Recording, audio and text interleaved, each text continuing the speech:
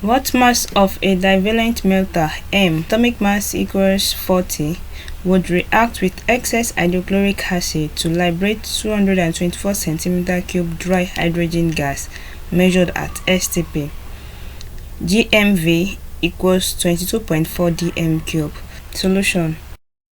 On this question, we are being made to understand that a divalent melter reacted with hydrochloric acid. So the first thing to do is to write a balanced chemical reaction showing the reaction between the melter and the hydrochloric acid. Meanwhile, I would like us to note something. The melter, which is represented with M, is a divalent one. What does that mean? It means that it has a valency of 2, and since it's a metal, then it will be having a positive charge, and it has an ionic charge of +2. So let's proceed to write the reaction between the melter and the acid.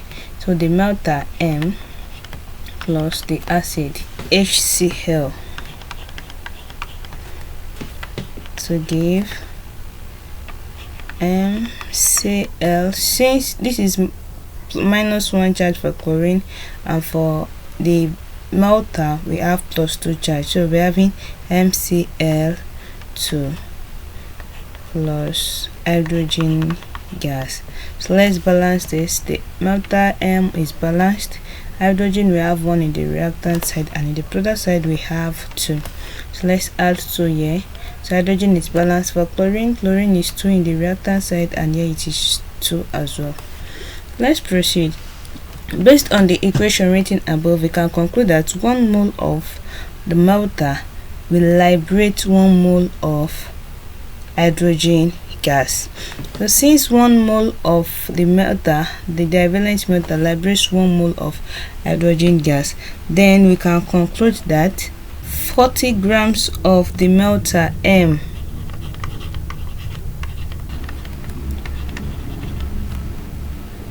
will liberate 22.4 dm3 of hydrogen gas, but in this case we will have to convert to cm3 because the value of the hydrochloric acid given is in cm3. So we'll say 40 grams of the melter M will liberate 22,400 cm3 of hydrogen gas.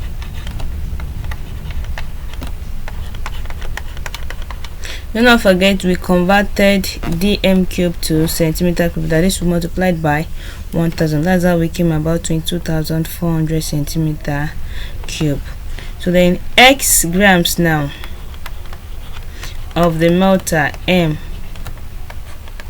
will liberate 224 cm3 of hydrogen gas.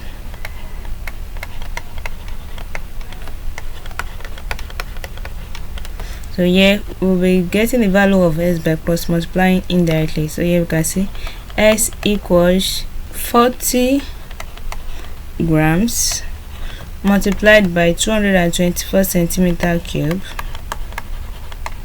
divided by 22,400 cm3. And calculating this, we have 8960 divided by 22,400 unit grams, which is equivalent to 0.4 and our unit grams.